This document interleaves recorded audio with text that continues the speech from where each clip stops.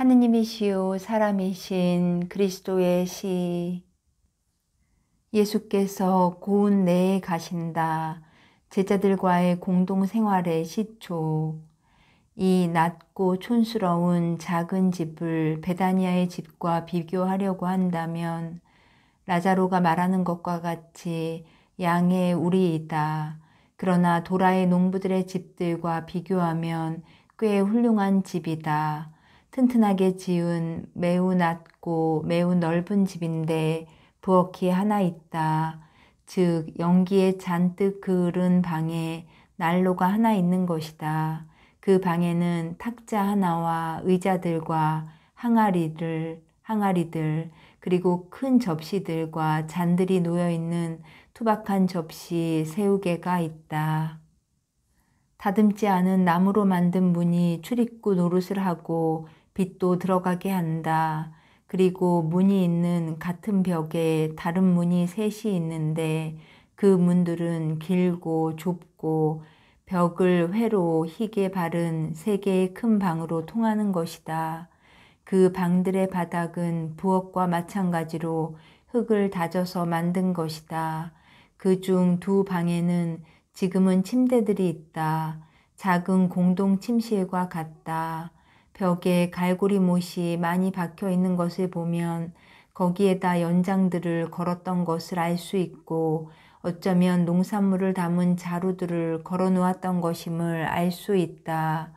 이제는 그 갈고리 못들이 옷걸이 노릇을 하고 쌍갈래 배낭을 걸어 놓기도 한다. 셋째 방은 방이라기보다는 차라리 복도이다. 길이와 너비가 균형이 잡히지 않았기 때문이다. 비어 있다. 그 방에는 구유와 벽에 고리가 여러 개 있는 것으로 보아 짐승들을 수용하는 데 쓰였던 것 같다. 이 방에는 편자박은 발굽으로 다져진 땅에 저 독특한 구멍들이 있다. 지금은 아무것도 없다. 밖에는 이 마지막 방 근처에 촌스러운 넓은 회랑이 있다. 이 회랑에는 섭다발과 슬레이트를 얹은 지붕이 덮여 있고 대강 네모나게 자른 통나무들에 의지해 있다. 이 회랑이란 것은 세 쪽이 환히 트여 있으므로 차양이라고 하겠다. 두 쪽으로 10m쯤 되고 한쪽은 더 좁아서 기껏해야 5m쯤 될 것이다. 여름에는 남쪽으로 향한 쪽 두 통나무 사이로 포도나무가 가지를 뻗을 것 같다. 지금은 잎들이 떨어져서 가시들만 앙상하게 보인다. 역시 잎이 떨어진 굉장한 큰 무화과 나무가 한 그루 있는데 여름에는 짐승들에게 물을 먹이기 위하여 마련해 놓은 마당 한가운데에 물 마시는 곳에 그늘을 만들어 줄 것이다. 옆구리에는 지명과 가지런하게 불완전한 우물, 아니 차라리 구멍이 하나 있는데 판판한 흰 돌들을 둥그렇게 둘러친 것으로 겨우 표가 난다. 이것이 고운 내라고 불리는 곳에 있는 예수와 제자들이 사는 집이다. 밭들도 있다. 풀밭과 포도나무들이 집을 둘러싸고 있고 30m쯤 내가 지시하는 것을 믿을 교리처럼 생각할 것은 아니다. 30m쯤에는 밭 가운데 다른 집이 하나 있는데 이 집에는 없는 옥상 정원이 있기 때문에 더 아름답다. 이 다른 집 저쪽으로는 올리브 나무와 다른 나무로 이루어진 작은 숲들이 있는데 덜어는 잎이 떨어지고 어떤 나무들에는 잎이 남아있어 시야를 막는다. 베드로는 그의 동생과 요한과 같이 마당과 방들을 쓸고 침대를 정리하고 물을 깃고 하느라고 부지런히 일한다. 그러나 베드로는 우물 둘레에서 두레박줄을 가다듬고 튼튼하게 하여 물을 깃기에 더 실용적이고 편리하게 하느라고 소란을 피우기도 한다. 한편 예수의 사촌들은 망치와 줄을 들고 문과 덧문을 손질하고 제베데오의 야고보는 변기창의 일꾼 모양으로 톱과 도끼로 일해서 그들을 돕는다. 부엌에서는 토마가 분주히 움직이고 어떻게나 불과 불꽃을 조절할 줄 알고 미남 유다가 이웃 마을에서 가져온 야채를 빨리 다듬을 줄을 아는지 꼭 직업적인 요리사 같다. 유다가 그 마을에서는 2주일에 2번만 빵을 만드는데 그날은 빵이 없다고 설명하는 것을 보면 그 마을은 별로 큰 마을이 아니라는 것을 알 수 있다. 베드로는 그의 말을 듣고 이렇게 말한다. 우리 푸아스 비스켓의 일종 푸아스를 불에 올려놓아 만들기로 하세. 거기 밀가루가 있으니 빨리 옷을 벗고 반죽을 하게. 굽는 건 내가 맡을 테니까. 난 어떻게 하는지 알거든. 나는 가리옷 사람이 샤스바람으로 밀가루를 적시면서 밀가루를 흠뻑 뒤집어 쓰는 것을 보고 웃음을 참을 수가 없었다. 예수께서는 안 계시다. 그리고 시몬과 바르톨로메오와 마테오와 필립보도 없다. 오늘이 제일 힘드는 날이야 하고 베드로가 투덜거리는 유다에게 대답한다. 그렇지만 내일은 나을 거야. 그리고 봄에는 아주 좋을 걸세. 봄에는? 아니 그럼 줄곧 여기 있을 건가? 하고 유다가 깜짝 놀라서 말한다. 왜 안 되나? 여긴 집이 아닌가? 비가 오면 비를 피할 수 있지. 먹을 물이 있지. 땔감도 없지 않겠다. 자넨 뭘 더 바라는 건가? 나는 여기가 아주 좋은데. 그리고 또 바리사이파 사람들과 같은 부류의 다른 사람들의 고약한 냄새도 나지 않고.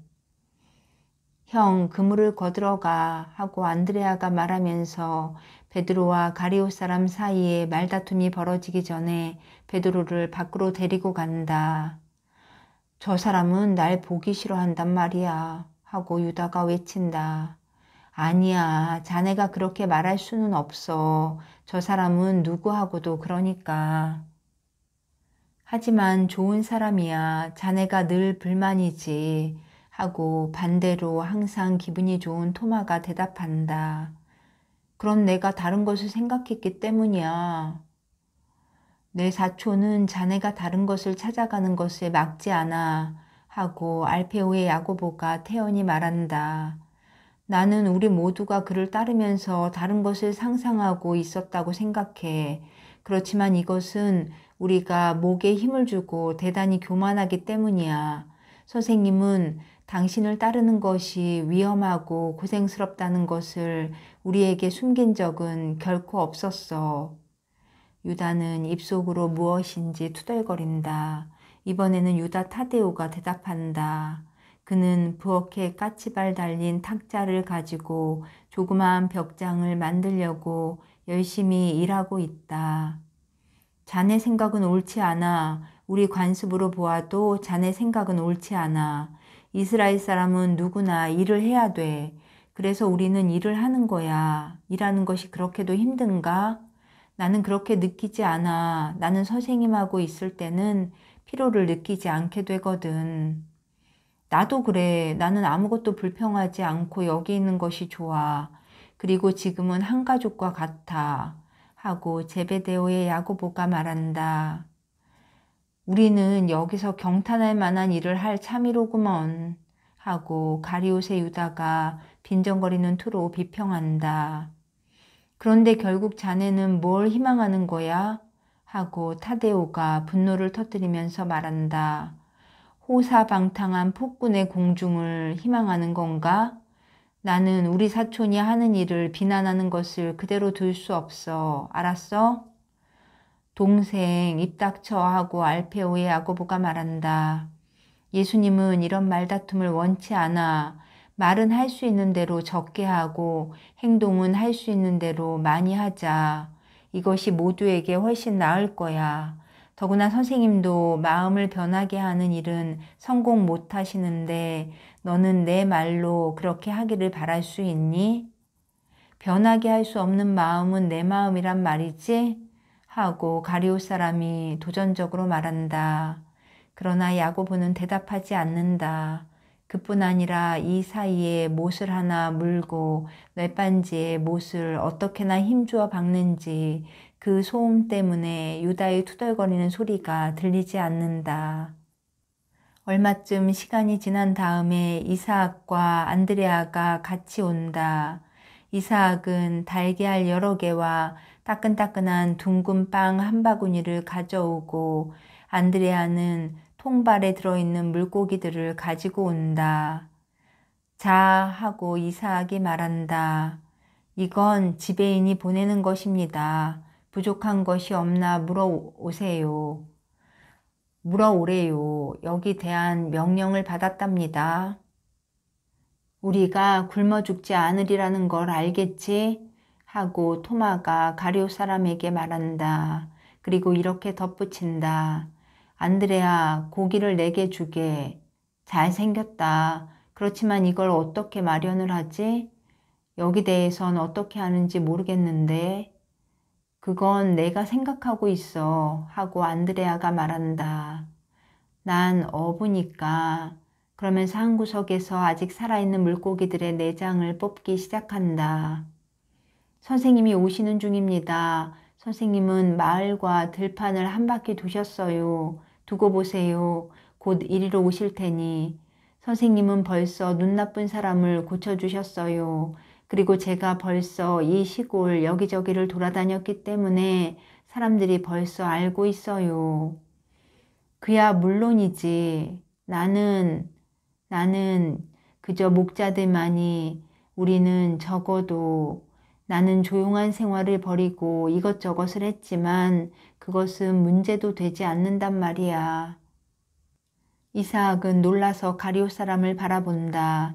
그러나 초연하게 대답하는 것을 삼간다. 다른 사람들도 말이 없다. 그러나 속은 부글부글 끓는다. 너희 모두에게 평화가 있기를. 예수께서는 즐겁게 미소 지으시며 문지방에 나타나셨다. 예수께서 오신 다음부터는 태양이 빛나는 것 같다. 여보게들 모두 일을 하고 있구나. 사촌, 내가 도와줄까? 아닙니다. 쉬세요. 다 끝났습니다. 우리는 음식을 잔뜩 가져왔다. 모두들 주려고 했다. 모든 사람이 소박한 사람들과 같은 마음을 가졌으면 하고 예수께서는 약간 서글프게 말씀하신다. 아이고 선생님, 하느님께서 선생님께 축복하시기 바랍니다. 베드로가 나무단을 메고 들어오면서 나무단을 내려놓지 않은 채 이렇게 예수께 인사한다. 주께서 내게도 축복하시기를. 베드로야, 일들 많이 했구나. 이후에 자유로운 시간에는 일을 더 할 것입니다. 우리는 별장을 가지고 있으니 이것을 에덴 동산으로 만들어야 합니다. 그동안 저는 밤에 우물이 어디 있는지 볼 수 있게 그리고 물병을 내려보내면서 확실히 잃지 않게 하려고 우물을 정리했습니다. 그리고 또 선생님의 사촌들이 한 일을 보십시오. 한 군데에서 오래 사는데 필요한 모든 것을 다 했습니다. 저는 어부라 그렇게 할 수 없었을 것입니다. 저 사람들 정말 선량합니다. 그리고 토마도요. 토마는 헤로데의 궁궐의 주방장 노릇도 할 수 있을 것입니다. 유다도 선량합니다. 기막힌 푸아스를 만들었습니다. 그런데 소용이 없습니다. 빵이 있으니까요. 하고 유다가 기분이 언짢게 대답한다. 베드로는 그를 바라본다. 그래서 나는 신랄한 대답을 기대하였었다. 그러나 베드로는 머리를 흔들고 뜨거운 재를 정리하더니 그 위에 푸아스들을 펴놓는다.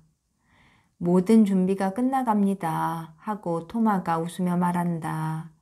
오늘 말씀을 하실 것입니까? 하고 제베데오의 야고보가 묻는다. 그렇다. 12시와 3시 사이에 말하겠다. 내 동료들이 그렇게 말하였다. 그러니 지체하지 말고 식사를 하자. 시간이 조금 더 지나고 나서 요한이 식탁에 빵을 놓고 의자들을 준비하고 장과 항아리들을 가져온다. 토마는 익힌 야채와 구운 생선을 가져온다. 예수께서는 한가운데에 계신데 음식을 바치시고 축복을 하신다. 그리고 나누어 주시니 모두 맛있게 먹는다. 그들이 아직 식사를 하고 있는 중인데 마당 안으로 사람들이 들어온다. 베드로가 일어나서 문으로 간다. 무슨 일입니까? 선생님이요, 여기서 말씀하시지 않습니까? 말씀하실 것입니다. 그러나 지금은 식사를 하고 계십니다. 선생님도 사람이시니까요. 저 아래 가서 앉아 기다리세요. 작은 집단은 촌스러운 헛간 아래로 간다. 추위가 오고 비도 자주 올 거니까요. 그래서 말씀인데요. 저 빈 외양간을 이용할 수 있을 것입니다. 제가 청소를 잘 해놓았습니다. 구유는 의자 노릇을 할 것입니다. 몰상식하게 빈정거리지 말게 하고 유다가 말한다. 선생님은 선생님이셔. 아니 뭐가 빈정거린다는 거야? 선생님이 외양간에서 나셨으니 구유에서 말씀하실 수도 있을 거지. 베드로의 말이 옳다. 그러나 제발 서로 사랑하여라. 예수께서는 이 말씀을 하실 때 실증이 나신 것 같다. 그들은 식사를 끝낸다. 그리고 예수께서는 작은 집단에게로 가시려고 즉시 나가신다. 선생님 기다리십시오 하고 베드로가 뒤에서 소리친다. 거기는 땅이 축축하기 때문에 선생님의 사촌이 의자를 하나 만들었습니다. 필요 없다. 너도 알다시피 나는 서서 말한다. 사람들이 나를 보고자 하고 나도 그들을 보기를 원한다. 차라리 자리들과 들 것들을 만들어라. 병자들이 올지도 모르니까. 그것이 소용이 있을 것이다. 착하신 선생님, 선생님은 언제나 다른 사람들을 생각하시는군요. 하고 요한이 말하며 예수의 손에 입 맞춘다. 예수께서는 당신 특유의 약간 서글픈 미소를 지으시며 작은 집단 쪽으로 가신다. 제자들도 같이 간다. 바로 예수 옆에 있는 베드로가 예수의 몸을 자기 쪽으로 기울게 하고 가만히 속삭인다. 벽 뒤에 그 베일 쓴 여자가 있습니다. 저는 그 여자를 보았습니다. 오늘 아침부터 거기 있습니다. 그 여자는 베다니에서부터 우리를 따라왔습니다. 쫓아버려야 합니까? 그냥 둬야 합니까? 그냥 두라고 내가 말했느니라. 그렇지만 가룟 사람이 말하는 것처럼 첩자이면요? 아니다. 그 여자는 첩자가 아니다. 내가 말하는 것을 믿어라. 가만 놔두고 다른 사람들에게 아무 말도 하지 말아라. 그리고 그 여자의 비밀을 존중하여라. 저는 말을 하지 않았습니다. 그렇게 하는 것이 낫다고 생각했기 때문입니다. 말씀을 찾는 여러분에게 평화가 있기를 하고 예수께서 시작하신다. 예수께서는 회랑의 끝까지 가신다. 예수의 뒤에는 집의 벽이 있다. 예수께서는 11월에 온화한 햇빛을 받으며 땅바닥에 앉았거나 기둥에 기대 있는 20명가량의 사람들에게 천천히 말씀하신다. 사람은 생명과 죽음을 고찰할 때와 이 두 가지 용어를 적용할 때에 잘못 생각합니다. 사람은 어머니에게서 태어나 먹고 움직이고 생각하고 행동하기 시작하는 때를 생명이라 부르고 숨쉬고 먹고 움직이고 생각하고 일하지 못하게 되어 차고 감각이 없는 유해가 되어서 무덤 속으로 돌아갈 차비가 되어 있을 때를 죽음이라고 부릅니다. 그러나 이것은 정확하지 않습니다. 나는 여러분에게 생명을 이해하게 하고 생명에 적합한 행위를 알려주고자 합니다. 생명은 존재가 아닙니다. 그리고 존재가 생명은 아닙니다. 이 기둥에 달라붙어 있는 포도나무는 존재합니다. 그러나 내가 말하는 생명은 가지고 있지 못합니다. 멀리 있는 저 나무에 메어져서 매매하고 울고 있는 저 양도 존재합니다. 그러나 내가 말하는 생명은 가지고 있지 못합니다. 내가 말하는 생명은 어머니의 태중에서 시작되지 않습니다. 그 생명은 하느님께 창조되어 육체 안에 살도록 만들어진 영혼으로 하느님의 생각 안에 태어날 때에 시작되는 것입니다. 이 생명은 죄가 그것을 죽일 때 끝나게 됩니다. 처음에 사람은 발육하는 씨에 지나지 않습니다. 그 씨는 밀이나 실과의 씨가 그런 것처럼 부질이나 골수가 아니라 살로 된 씨입니다. 맨 처음에는 그것이 지금 이 양의 태 속에서 자라고 있는 태아와 다를 바 없는 동물의 태아로 형성되는 동물에 지나지 않습니다. 그러나 이 임신된 인간 안에 형체가 없는, 그러면서도 인간을 높여주는 무형 속에서 오히려 더 강력한 그 부분이 스며들어 오는 때부터는 그 동물적 태아가 그의 심장의 박동과 더불어 존재할 뿐 아니라 창조하시는 생각에 따라 살고 하느님의 모습과 비슷하게 창조된 사람이 되고 하늘나라의 미래의 시민인 하느님의 아들이 되는 것입니다. 그러나 생명이 되어야 이렇게 됩니다. 사람이 인간의 형체는 그대로 가지고 존재는 하되 이미 사람이 아니라 생명이 분해되는 무덤이 되어서 존재할 수도 있습니다. 그렇기 때문에 생명은 존재와 더불어 시작되지 않고 육체와 동시에 나타나지 않는다고 말한 것입니다. 생명은 태어나기 전에 시작됩니다. 그런 다음 생명은 끝이 없습니다. 영혼은 죽지 않기 때문입니다. 즉 없어지지 않기 때문입니다. 생명이 천상의 것이기로 되어 있는 그의 운명에는 죽지만 그의 벌을 받기 위하여는 살아남습니다. 생명은 은총에 죽을 때에 이 축복받은 운명에 죽습니다. 그의 운명에 대한 죽음이라는 희저에 걸린 그 생명은 영원한 세월을 두고 영벌과 고통 속에서 연장됩니다. 이와 반대로 창조된 그대로 보존된 이 생명은 그의 창조주와 같이 영원하고 완전하고 지극히 행복하게 되어서 완전한 생명에 이르게 됩니다. 우리는 생명에 대하여 의무를 가지고 있습니까? 그렇습니다. 생명은 하느님의 선물입니다. 하느님의 선물은 어떤 것이든지 정성 들여 쓰고 보존해야 합니다. 그것을 주시는 하느님만큼이나 거룩한 것이기 때문입니다. 여러분은 왕의 선물을 마구 쓰겠습니까? 아니지요. 왕의 선물은 집안의 영광으로 대대로 물려줍니다.